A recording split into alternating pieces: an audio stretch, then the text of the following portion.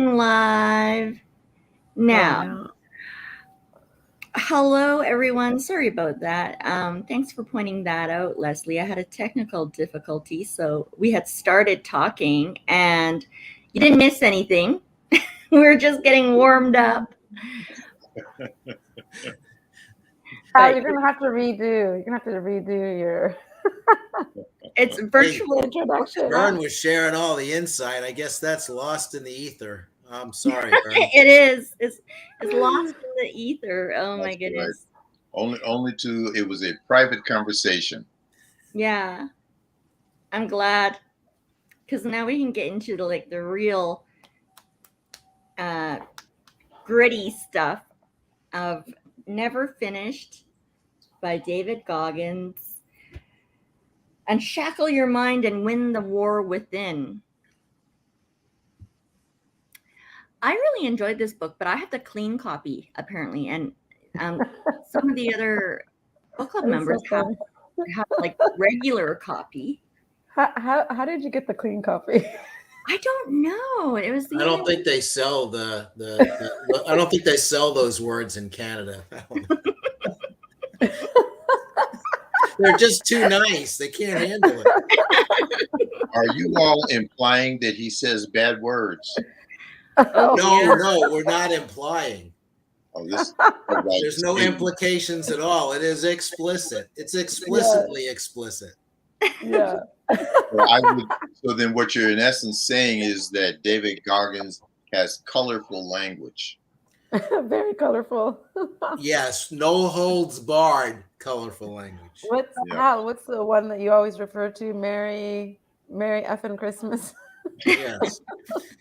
Yes, there is. Yeah, that is the title of a chapter, and it isn't. And it isn't. It's an indication, right? Effing. What did we do about the? What was the book that we covered about? And we had to kind of giving it. Huh? Merry bleep Christmas. Wow. Yeah, no, that's not how it shows in this book. Yeah, that's just that book probably just says Merry Christmas. Yeah. It doesn't Merry Christmas. So he really had to change that for Canada. I think. Well, I don't know, but there is a clean version, and it is very helpful version. Because a lot of parents have found that the motivational themes behind the book are things I wouldn't do this, but they would want their children to read, and so a clean version makes a lot of sense for purposes like that. So I am sure he didn't do it, but I'm sure the editors and the book publishers, to extend sales, were happy to do it. So it's probably for teens in Canada. Right. Okay. Happy Thursday, Andrew. Thanks for joining us. We had a technical issue. Have you ever pressed live but then didn't press it again to go live? That's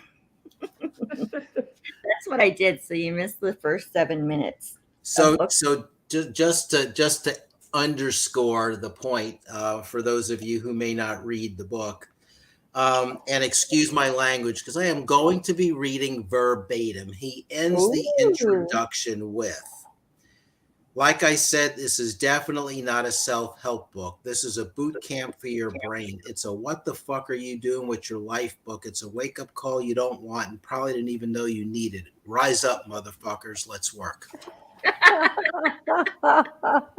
It gets your attention. Yeah, I do a mic drop, but it'd land on my foot, and I'd scream some expletive. So it's sprinkled throughout. You get the point. Wow, I didn't know that they did that, where you have two versions of the book. They just removed the explanatives. Okay. But it's an insight into who he is by having them there.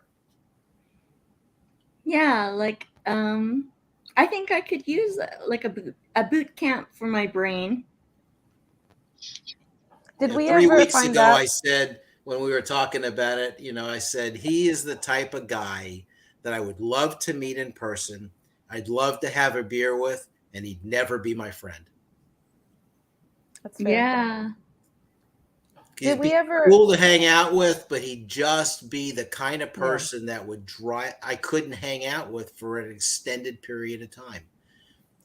Because of his colorful language. The intensity, the mindset of, I don't care, it doesn't really, pain is just in my head. It really doesn't matter.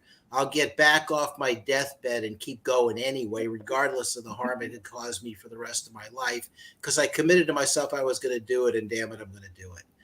There's power in that, but when you take it to an extreme, it becomes just like anything else that's good. If you take it too far, it's too far. And for me, it's too far.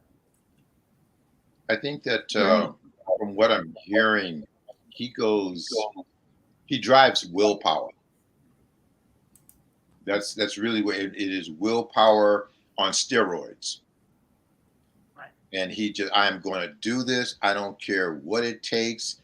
And, like I said before, damn the torpedoes, full speed ahead. I'm going to do this. I know it hurts, and I know my leg is hanging out, but I'm going to do this anyway, no matter what. And you can't stop me. That's willpower. And that's a very good point. That's a very good point, Vern, because if you think about all of the self-help books, they're out there to show you tactically what to do, but they don't cover willpower. And his focus is willpower. And that's where people fall short. And that's why he purposely in that excerpt that you read this is not like any other self-help book. No. And just the language to do that. But the power of what our mind can make like our body do is almost, until I experienced it, is unimaginable. But he's just like, with his language, he's just like almost knocking it into your head. And I know Hal knows this from his description of running marathons and things. When I ran the marathon in New York City, had I not experienced like the will did push me further than my physical body wanted to go. Now, had my leg been like fallen off or whatever, no, I would have stopped. So there's a limit for me, but it pushed me beyond any pain and any that I definitely wanted to quit. And there's no question that I needed to get my brain around, but I had some vision. I wanted to see myself go over that finish line. And the fastest I ran was that last 0.2. And I remember someone going, "Oh my God, look at her." And I'm just like, this, it was the last point. You couldn't wait for it to be over. So let's get it over. Yeah. But I think you make a good point, because most of the time people, not everybody, but he makes this point that, he pushes himself to the limit because it's for him. A lot of people push themselves beyond the point that they feel that they can mentally go, because they don't want to let other people down. It isn't about, if it was just about them, they'd stop. Out of the pool, I'm done. But I don't want to let my family down. I don't want to let, my friends down. I committed to do this. I don't want to be embarrassed by not having to do this. And you gut it out, which is a different mindset. Very different. Great point. Yep. So Marianne sent an article to our book club chat. Oh, and Carissa, if I haven't added you, I should do that. Hello, Carissa. Hey, everybody. Hey, Benita. Hi, everyone. We're reading Never Finished by David Goggins. And Marianne shared an article, and I'm going to share it with you guys.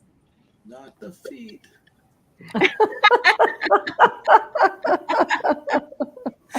Oh my gosh. Oh dear.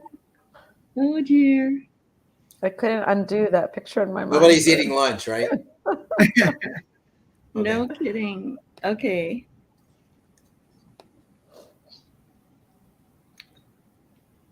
Okay. Are you seeing that? Yes. Yeah. Okay. Yeah. So David Goggins' fiance reveals what it's like to live with him. And, sorry about the ads, but you would think that it was intense, but she calls it monotonous. She says, okay, here's a picture of before and after. Wow. Before, after. Wow. It's impressive. Mm-hmm. Yeah, I mean, Goggins' fiance, Jennifer Kish, posted a photo of her betrothed's feet to Instagram back in September 2020, which is definitely worthy of a content warning. The man's toes are Bunyan City, completely cracked and bruised to high heaven, but Kish isn't too concerned with the state of his literal athlete's foot. In her post, Kish explained that the state of Goggins' feet is due to incredible dedication to fitness, claiming that his mind-numbing, monotonous grind includes running no less than 10 miles each day, gym work, and at least 2 hours of stretching. I'm into the stretching, but not the rest. Look at this. Oh, He doesn't even have a toenail on that one foot. Nasty. Reminds me of an old Monty Python skit. It's just a flesh wound. It's just a flesh wound. Oh my goodness. Yeah, keep it going. Kish elaborates on the living situation with David Goggins. The alarm is set for the same time every day. The protein drink is the exact same every day. The journaling each night, etc. The monotony is real. So I wonder what it's like to just live beside this machine. Well, they're not together anymore, right? Yeah, I think that was his first. Yeah. Right. I think they're together though, right? Is that what we concluded last time? Yeah, they're together in the book. But yeah, his first wife and him are not together anymore. But this is his fiance. Like I don't know if they're married yet. But that article was just from June 2023, so that was just last month. Yeah. I've been around athletes and people that are dedicated and doing all of that, and they just get hyper focused. It's every day is a routine. Every day is get up, do this. Yep. Especially like I've been around triathletes where they'll train like 4 hours a day or 6 hours a day, and I'm just like, I'm just not that repetitive either. So I can't imagine. I mean, you pretty much have to be committed to the person in your life if they're gonna do something like that. Right. I would agree. I mean, you have to. I wonder what happens with him. It'd be interesting to follow him going forward. I mean, at 48, regardless of what his mind wants him to do, the toll on his body and just chronology is one where there's just a limit to what he's going to be able to do.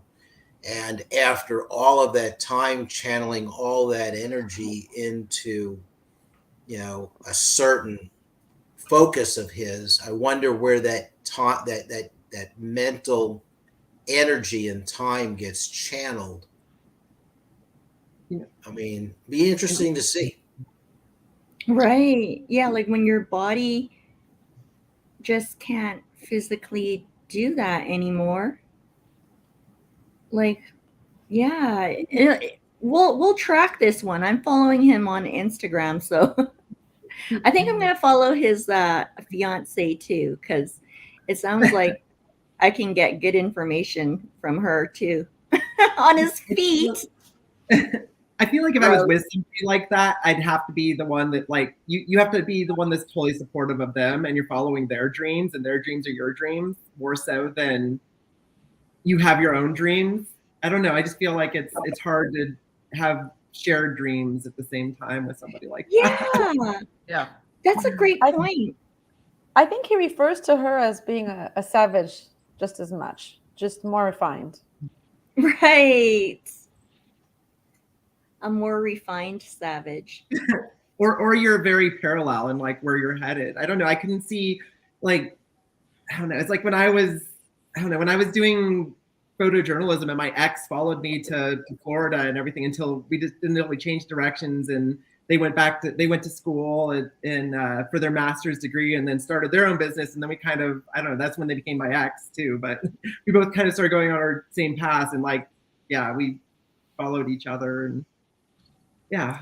Yeah, no, you make a great point because, I remember back in my 20s, I had stumbled into it, not by desire or any mental, powers that I was going to do this, but I stumbled into running. And I had gotten to the point where I was not very good, but I was age group competitive in the city I was living at the time. So I could show up to a 5K, 10K, half marathon, stuff like that.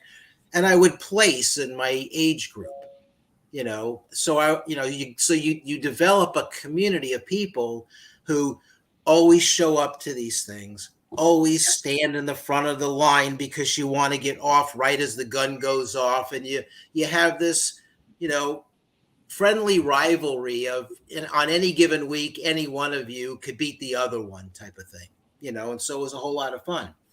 And the point of my telling you all of that is I saw during that period of my 20s, relationships completely crater because the runner, mostly male, but some were female, got so focused on that the early morning runs, the hang out with the rest of the group, the after the races with the family there, you want to go hang out with the people and it becomes your life and the dedication, and the interest of the other person fades. Right. And then they go, I'm done. Mm-hmm. And so, you make an excellent point. And I witnessed families with young kids that ended up in divorce as a result of that stuff, because a couple of guys come to mind that if that became more important to them than anything else, regardless of the words they said one thing and acted differently. Yep. Yeah, I could see that. Because, like that runner's high, you can get addicted. I think you can get addicted to it just like you can anything else. So I could see that happening. I can see the same thing in careers too. I think that's where money becomes a problem. You become so focused on making more money or trying to advance in your career, and you leave your families behind unless they're supporting you and going with you. So, right. To me, I think that there has to be balance. Mm-hmm. I mean, to live a harmonious life, there has to be balance. And that kind of commitment, people can make that and that's fine. But at the end of the day, you will have turned your back, for lack of a better way to describe it, on the people who love you. And when you don't have the people who love you because you're so committed to this, whatever you're doing, whether it's running or whatever it may be, at the end of the day, you're by yourself and all you have is your achievement. And if that's all for you, then that's all well, fine and good. But I would prefer, me personally, to have balance in my life. Having people in my life that I spend time with is your time. And so, there's got to be balance where I create some time for us to sit down, have some one-on-one time, over a glass of wine, seeing a movie, whatever, but just having someone that whose presence there feeds my soul. Because with all that he's doing, he can collect trophies and medals. And while he's laying there by himself, he can look at his trophies and his medals, but they're not going to provide him with the emotional support that most humans, most, not all, but most humans require. Yep. So you really have to be willing to make a sacrifice. And I haven't found anything in life for me that's worth that kind of sacrifice. No, and your point about balance, extend that even further to the people that are important to you in your life. If they have to be as interested in what you're interested as you are interested in what they're interested in, otherwise it's out of balance and it doesn't work. And so someone like him, you know, I use the term egotistical, I use the term narcissistic on past conversations about this book, and there was some potential disagreement, but he is so focused, he is self-centered. Everything that he wants to accomplish in life is about how people can help him get there. Doesn't mean he's not caring, doesn't mean he doesn't love the people around him, doesn't mean he isn't supportive of them, doesn't, you know, I'm not saying any of that because I don't know. But they're all, this would be a bit of an exaggeration. I'm sure I'll get a little bit of disagreement. To me, the way I read the book, they are all bit players in the pursuit of what is important to him. And he doesn't come across as interested in them, other than how they're helping him in his pursuits. Yeah. That's what I read out of the book. It doesn't mean that's the way he is in real life. I tend to think so, but that's the way the book reads. Yeah, like every time he pivots to talk about Kish or he pivots to talk about, you know, someone else, it circles very quickly right back to him again. True, yeah. But I think when you talk about or you look at individuals that are, you know, very laser focused or, you know, dedicated athletes, super athletes, or for that matter, professionals, that focus on their dedication to their craft, and they must do what he's doing, is having extreme willpower. And, you know, for us, maybe we want a balanced life, but for them, you know, they got to where they got to because of their willpower and ability to laser focus and dedicate their life. And I think if you look at Olympians, I think if you look at, if you dissect their lives, they probably would share a lot of the same attributes. Yeah, and many of those Olympians, quite frankly, are also extremely lonely people, but that's... Yeah. You know, he, as you were talking, Miriam, what came to mind for me was there are a number of people, and he would be one of them, that I greatly admire. There are people I admire that I wish I were like, more like. And there are people I admire that I have no desire to be like. He would be in that latter category. Yes. I can admire him from a distance, and I have no interest in wanting to emulate him one bit. I can learn from what he has to say. I can learn from his mindset, and I need to distance myself from a person like that, because to me, being around that would be toxic. It wouldn't be helpful.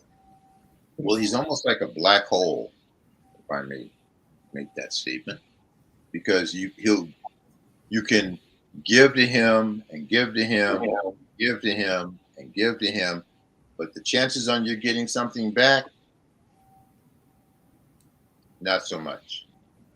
And that's a rather one-sided relationship. So some people are givers, and no matter what they give, and that's it, I'm a giver, and I just keep giving, and other person keeps taking, keeps it. So givers, takers, and they move through life that way. Right. He doesn't talk about reciprocity. You know, it's interesting. He does. He does. Credit. I just have to give credit to him. Now, to Hal's point, whether the reality of that, we will not know. But in the book, he does speak about being deeply loyal to those that are around him. And he even gives examples, like if you wanted to go to school, he would be there 6 a.m. in line, ready to support you, take you to school, stay there for you, greet you, help you, study with you, do whatever it takes. But where would he find the time? Because he's dedicated all his time to himself. Yeah.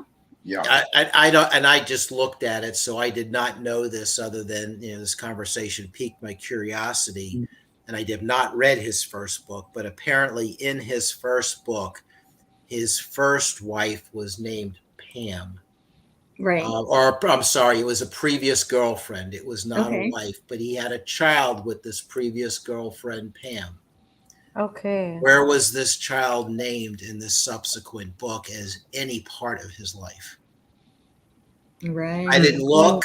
I'm sure it's not even in the acknowledgments or in the end. I don't think so.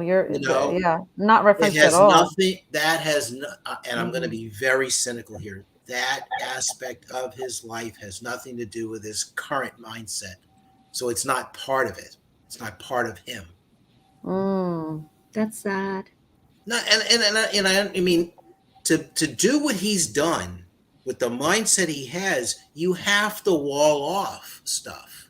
Mm-hmm. Because it's the only way you get focus. You have to choose what this is, whether we agree with it or not. This is what's important to me, and the rest of it's not. And the more that you want to laser focus on that, the more that focus gets narrow, the more the other stuff just goes away. It's just not even, it doesn't even cross your mind as a part of your existence. I guess Robert Berry was listening to us and he had to get in on this conversation.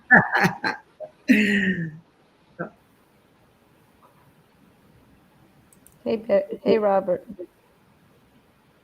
Hey, Rob. Okay, so we get to hear the man himself. Hey, Rob, you did the audio book, right? Yeah, I'm really curious for balance. And instead of using mind over matter, I want to say flow. So flow and mind over matter seem like really similar things. So I want to say, where does balance and flow intersect in lives like this?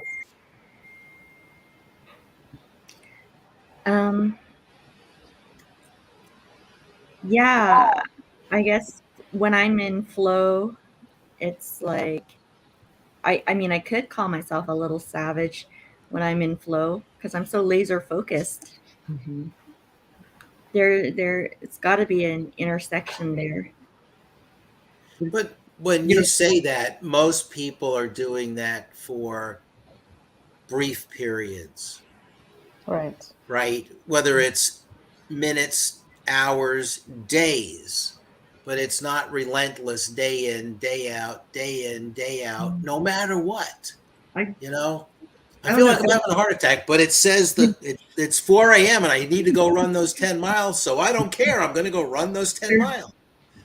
Yeah, but people in some of the most successful people, if you ever meet like the people that have reached like that ultimate flow in their lives, you'll see that they stay hyper focused in that. I mean, it could be years that they're staying in that focus, that they're, doing something in and out of it. And it's just where they're at. So where do you find, I think that's why a lot of them have challenging relationships. And I was actually thinking there's 2 shows I've been watching lately. I just finished The Bear, and then I just started watching Billions.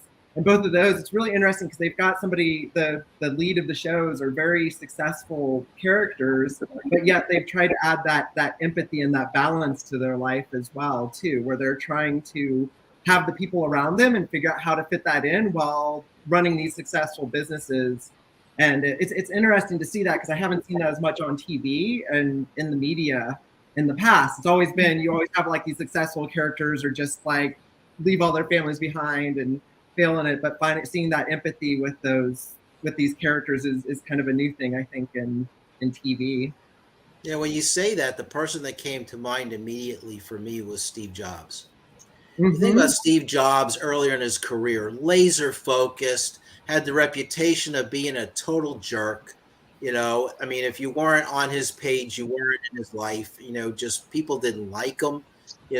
And later in life, when he was dying of pancreatic cancer, he was humble, he was wise. People sought him out. I mean, his perspective on life and what's important was completely different. And I don't think, and at some point in time, I can't say this with certainty, at some point in time, David Goggins is going to have his realization moment where what was important to him will seem unimportant. I don't think he's there yet. Mm-hmm. But anyone who's got that ultra focus, ultra pursuit of something, take no prisoners attitude, eventually has their comeuppance. Life catches up with them somehow. No, he ain't going to be laying there on his deathbed saying, I wish I could go run another ultra right now. I've never done that. Well, and it's hard to get to that point when you're still getting a reward for doing what you're doing now. So when the reward runs out, then, So when you won the trophy, now what? Is this what you're saying, Rob? Yeah, well, I'm saying when there are no more trophies left to win, or when his mindset shifts, because if you look at it right now, there's an action that takes place, and then after that action, there's a reward where you keep doing what you keep getting rewarded for. So when there comes a time when there's an action, but then there's not a corresponding reward, or there's not the reward that he's seeking because his goals have changed, then that's when things become different. Okay.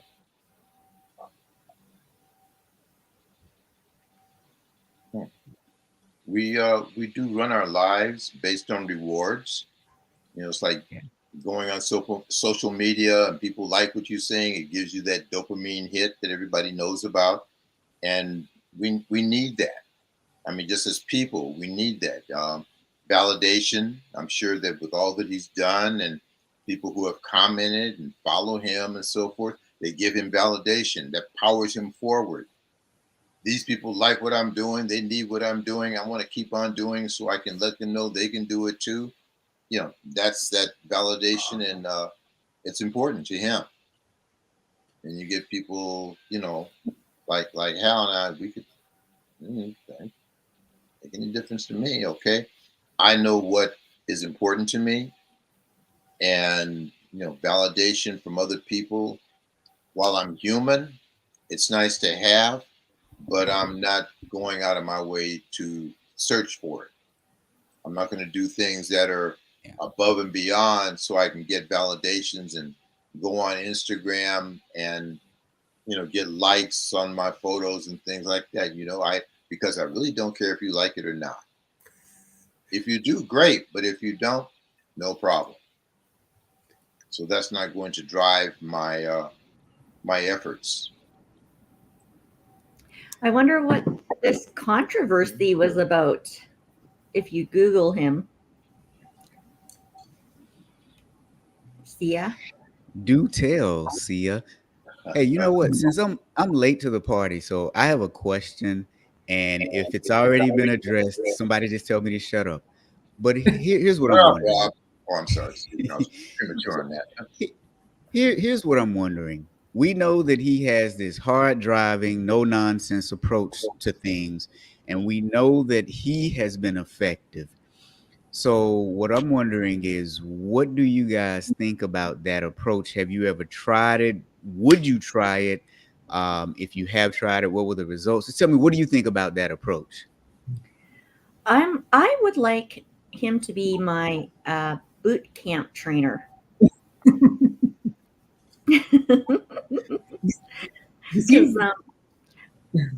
I grew up on tough love, so maybe like that's like what I need to get things done, like go to the gym, do my sets and reps, you know? But for a finite, not all day, all your life. No, finite for an project. hour a day. Like, yes. I think, I'm not Rob, sure that he would accept that. The core messages in this book, and I did highlight at least a dozen of them that are just like, wow, that's insightful. You know, this is not a self-help book. There's really good takeaways in here, you know, and you want, you know, they should be the poster board successories for all the whiners in life. You know, the world's out to get me. I can't do anything because, you know, it's somebody else's fault. And, you know, the reason things aren't happening for me is because of, and then there's a litany of everybody else being the problem. You know, I mean, I could take a dozen of these, and can I just send you one a month and just live that one, you know, and, you know, those are the people you want to say, shut up and suck it up, you know, because but those aren't the people that are going to read this book, you know, and if they are, they're the ones who are just going to go and say, they're going to see him as so over the top that I would never do that. So, yeah. And they won't have the dedication to finish the book anyway.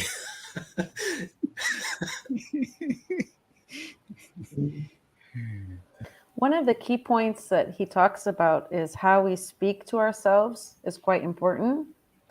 And he encourages, and he himself records himself quite regularly to reflect on his inner dialogue and challenging those thoughts, because he said once you record yourself, you actually realize like how wrong you may be. Yep. And I thought that was quite powerful, although I'm not sure that I could catch myself recording myself, but I could see how that could be positive. The other thing he does, though, to add to that, is he tapes record haters. And he loops at, yes. So because, you know, people always bully. So he, you know how people like to hate on social media. So he gets a lot of hate. Oh, you said haters. I thought you said gators. I was like, wait a minute. No, haters. So he records those comments and then plays it back very regularly. And whenever he's down, he'll utilize that to motivate him, which is very ironic to me. Yeah, I've never tried that one. How many would try that? Raise your hand. I can't confirm or deny if I actually have done that before. Oh, Rob, you don't have any haters. I feel like Was it effective? You need to top yourself up against there might be some women that disagree with that, Hal, but you know, Rob. When you need One or two. when you need to figure out like who you are and critique. I mean, if you're getting critiques or you're getting, you know, I had a discussion with somebody earlier today where, you know, you get into that place where people tell you you're not being successful or you're not doing well. And if you know who you are and you have a good sense of where you're headed and what your personal brand is, I mean, that's not going to affect you as much. So, I mean, maybe it's his way of toughening himself up. It is. So it's his mental toughness. Maybe he's not sure where he's at and he needs that. So that could be. Okay. So the reason that I asked that question was because, so you guys know I listened to the audiobook. I didn't read it, but hey, I got the basics. He's intense, but like Hal pointed out, there are certain points in there that are just kind of genius. And so I guess maybe I have another question for everybody else. Do you think that the average person could be like him in the long run? Or do you think that most of us would take a certain snippets and certain things that he does and could implement them either over the long or the short, blah, blah, blah, blah, blah, either over the long or the short term? Because I have an opinion about that, but yeah. I think two thoughts jump to mind real quick. One is I think that anyone can take those elements and self-identify with them and say, I need to be better at that, and take steps to try and improve. But I don't know that they could be just life callings for many people, because you'll fall back into your old natural habits. The other thing that's interesting about him, now we only have his rendition of it, so it's the world through his eyes with his biases, but his upbringing basically made him a very angry person, angry at the world. Yep.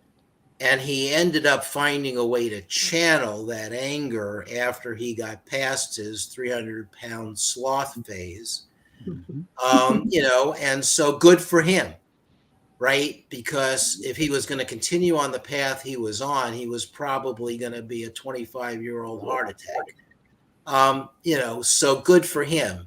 He channeled all of that negative energy, however he viewed the world, and did something for himself that resulted in great success, not only for him physically, mentally, but he's parlayed it financially. Yep. Good for him. But to your question, can most people do that? Freaking no.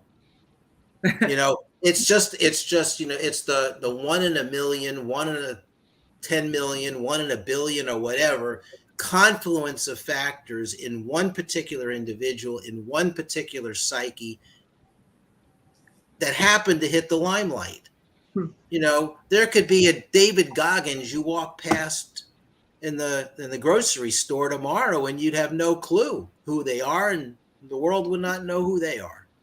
Because there's more people, maybe not to that extreme, but more people like them than we will ever know. I mean, yeah. The question is, who is the average person, though? I mean, I think there's a personality type. I think it's definitely like, I bet you, just from what I've heard, I mean, I call them a type A personality. And having that type A personality, you get hyper focused. But it's also, what are you sacrificing to have that balance, have that in your life? What is he? I mean, you could be a type A, another type A personality could be like him, but what do they have to sacrifice, and how long do they have to sacrifice it for to get to that, to get to that point too? So, and are they ready to sacrifice that? Are they ready to sacrifice emotions and relationships and, everything that's around them just to, win a race and some people do. I mean, there's lots of athletes out there and people in that, that are trying to do that. But, finding that, once again, back to what we talked about earlier, balance, figuring out how do you have that balance and have that success or have that, or reach those goals. So finding goals that you can reach and have that balance, I think that's the challenge, or reaching that flow and having that balance. That's where the challenge is at. Needless to say, I agree with Clarissa, because it's over and over. She uses the word balance, and you've got to be able to give and take. It was interesting. I think how you were talking about mental, physical, but you left out emotional. And not being in touch with those emotions and how you communicate with other people is going to severely limit your relationships. Now, if the relationships aren't that important, no problem. But if you're looking to have, someone in your life that you can share your feelings with, there's going to be some challenges. You bring up a very good point. I was thinking back to Shark Tank. I think it was Barbara Corcoran who talks about most successful entrepreneurs come from some trauma. Yep. Okay. And how you're talking about his trauma in childhood and how he was able to take that and turn that around to what he feels is his success.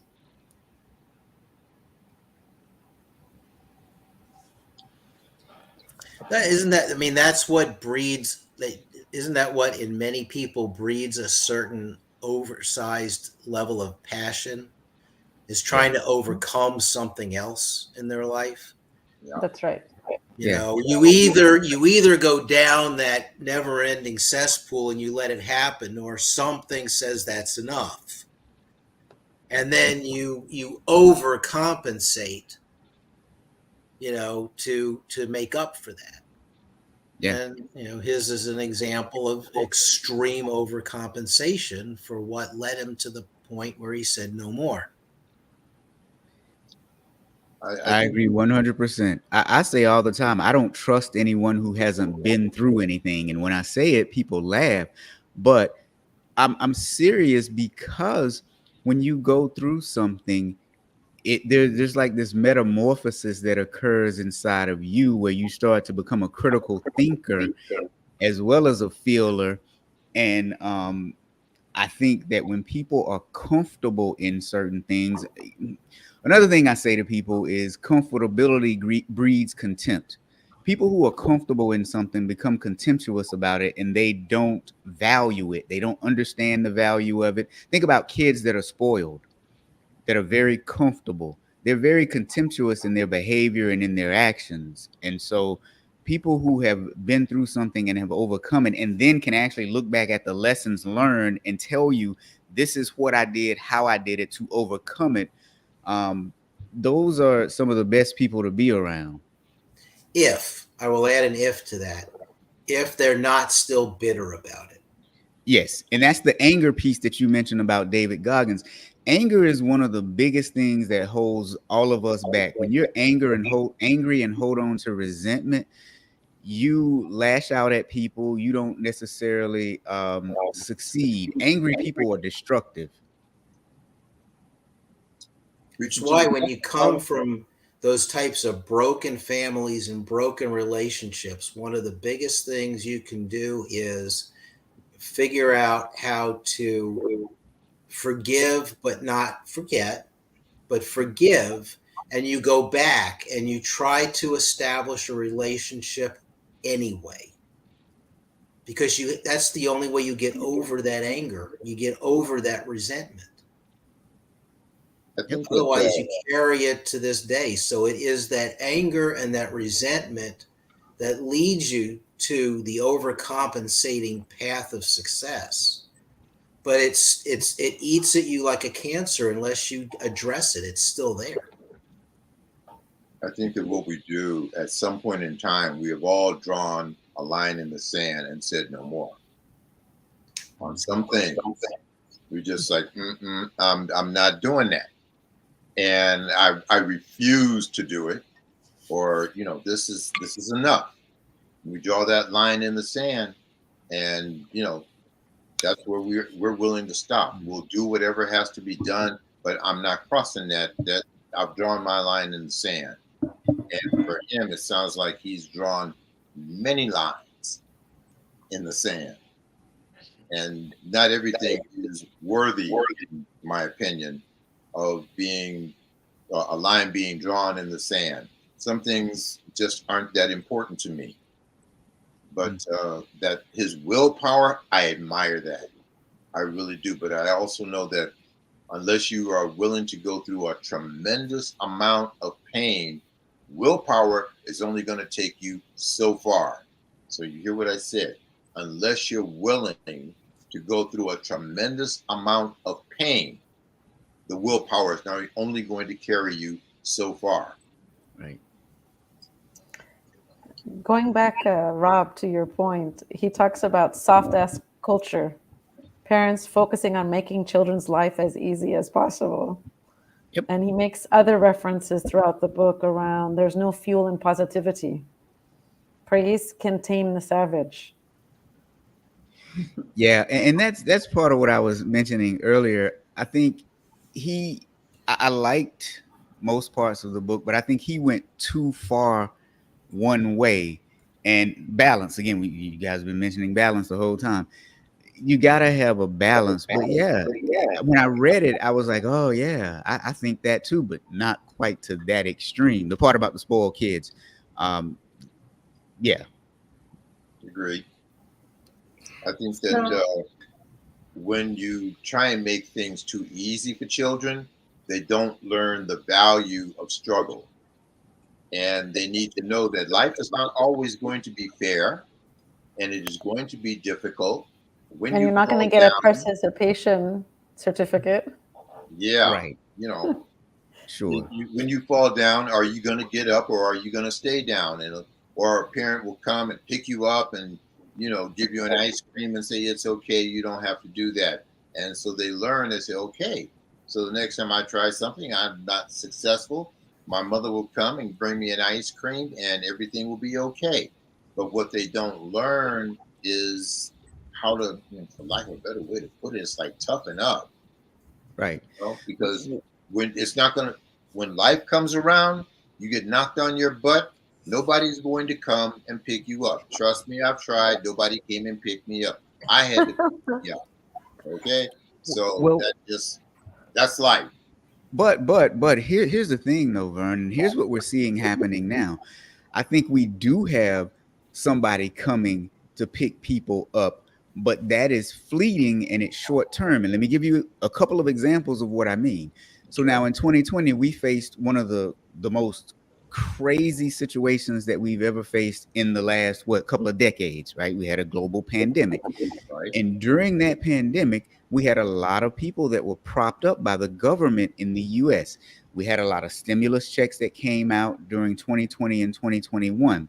And then they ended 2022 and 2023, I believe, the stimulus checks. However, we had two things in particular that happened for so long, and we're going to see the detrimental effects in the economy now, but it's due to the fact that we have taught people that there's no real consequences for your actions. And one being, we had a rent moratorium, right? You didn't have to pay rent. That just ended or just ends next month, I think, or last month or this month. Within the last 2 to 3 months, it just ended. So since 2020 all the way to 2023. Now, what we're seeing now is a spike in evictions that's happening across the nation, specifically in larger cities. Yeah. But think about this. These people, you knew you were in a pickle. Do something about it. Change your lifestyle. Move back in with your parents. Give it up. No, they didn't give it up. We saw the same thing with student loans, where you didn't have to pay student loans for 3 years. The sad part about that was your interest was paused. You could have paid down all of your principal if you had just started paying it back. So we prop people up, and when people become complacent, they become contemptuous about the things that they're complacent about.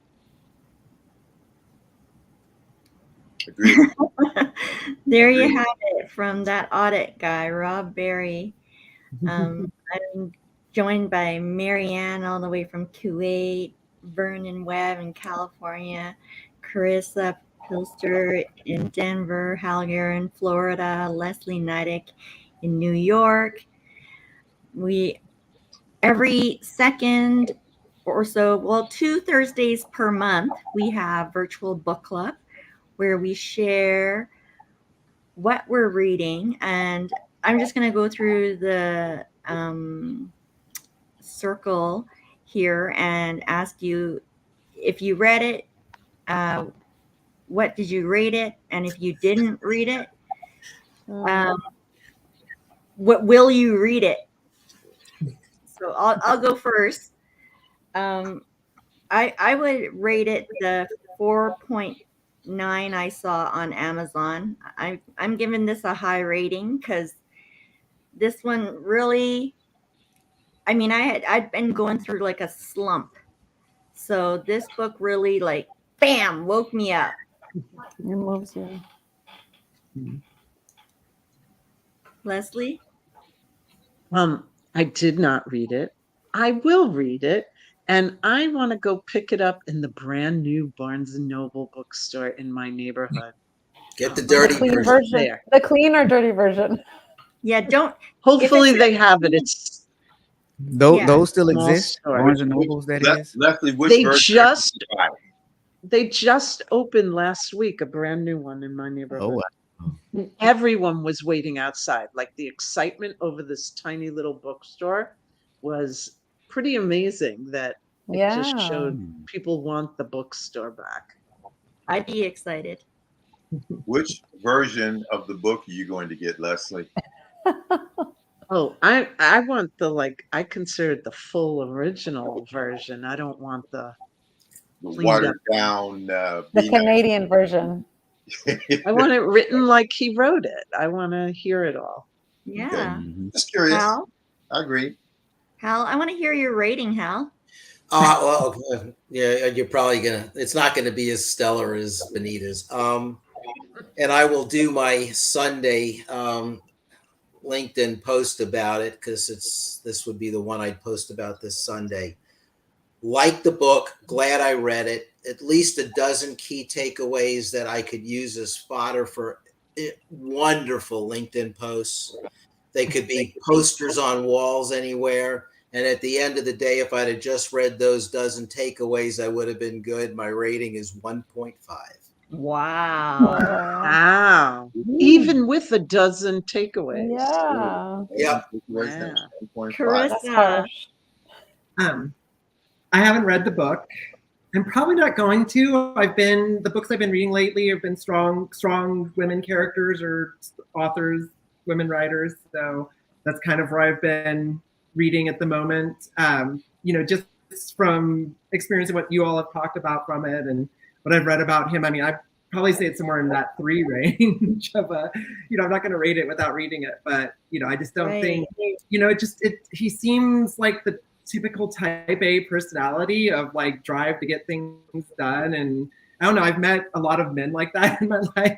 So it's kind of, I want to have a list of your recommendations from women authors. Yeah, I mean, I just finished Daisy Jones and the Six, which I thought was a great one. I've been reading some fiction stuff lately, so. Vern? I haven't read it because I depend on all you nice people to have read it. Mm-hmm. I thought that what I've learned thus far, though, is that there are some takeaways, and I'll go with Hal and many, many takeaways. I may consider spending one of my Audible credits to get it. All right. Yay. Now I'm wondering, when I hear it, am I going to get the colorful version or am I going to get the Canadian version? Get the audiobook. Get the audiobook hands down. Okay. That's what I'd be interested in doing because as Hal said, there are a number of takeaways. So I'll take the takeaways. And I think that there are probably a number of them based on narrates it himself feedback that I've heard. But I think it's worth time.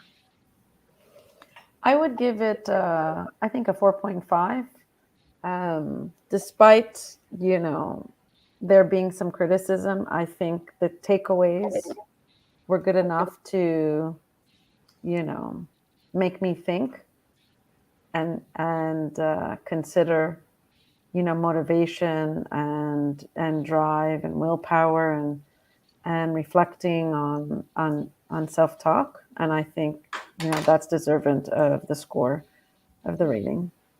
Cool. Rob, you did the audiobook, didn't you? Yes, I did. And it was quite shocking the first few minutes. What rating would you give it? So, okay, so I had to think about this real hard because it is an autobiography, right? So if I'm thinking about it. Hurt Me was an autobiography, I think, but this one wasn't. So it wasn't, it was kind of, but not really, but yeah. So that's why I was kind of tossing it back and forth because I was like, okay, if we're talking about him just telling us about his life and the things that he's done, I'm like 4.5, 4.6. But if I'm thinking about self-help, I'm at a solid 3 because, and that's why I asked the questions that I asked today. I think a lot of the takeaways were very, very good. But without that balance, only a few people could actually sustain the kind of lifestyle that he sustained over the long term. This man is a phenomenal person when it comes to motivation and really getting stuff done. Man, I'd have been worn out after the first month of trying to keep up with the regimen that he has, maybe even the first day. So I'm sitting at a solid 3 because I like the takeaways, I like the things that he said. But if I'm really trying to implement some of that stuff, I would have to take small pieces at a time. Yeah. There are only a few humans that can do what this man does. Are you guys curious about what the next book is? Yes. Hal, I think Hal has it on his desk. We're gonna do Never Split the Difference. Oh yeah. Oh, my Chris Voss. Yeah. Negotiating as if your life depends on it. Okay, good. Yeah. I love that. Yeah. Okay. Yeah. Have you read that, Hal? No, Benita let me know she selected it a couple of days ago, and Amazon Prime was so quick. It showed up yesterday, and I read about 20 pages this morning. So, Yeah. So negotiation, conflict. former FBI lead negotiator, highly acclaimed guy, talking about the things that are the keys to negotiation in all aspects of your life. That one, So I saw that book ended up on somebody put together a list of books they would say to read to get your MBA without going to school. So, and that book was on that list for MBA. Oh, cool. So it's on one of my lists right now. So I might have to jump in with you guys. Yeah, the same book that many of you probably read at some other point. I've read more than once, is the famed Getting to Yes, about negotiations and all that, and that's been considered the Bible. And he basically says that doesn't work. And when you learn that doesn't work in hostage situations, and what you learn from having to actually negotiate in hostage situations teaches you something very different about negotiation. Have you read Gift of Fear? I've heard of it. Mark Anderson recommended that to me, actually.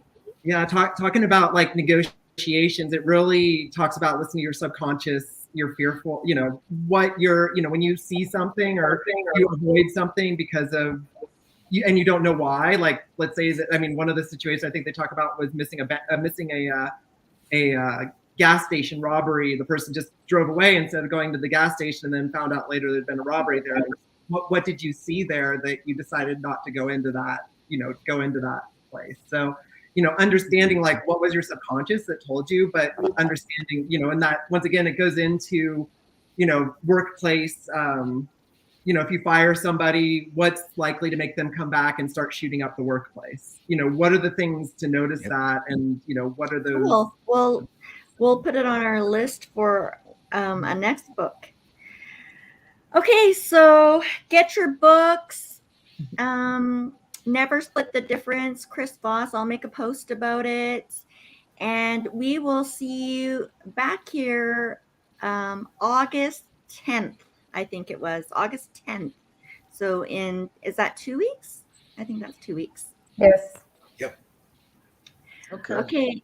Happy reading, everybody. And thank you for joining me today. I'm grateful. Thanks, everyone. Bye.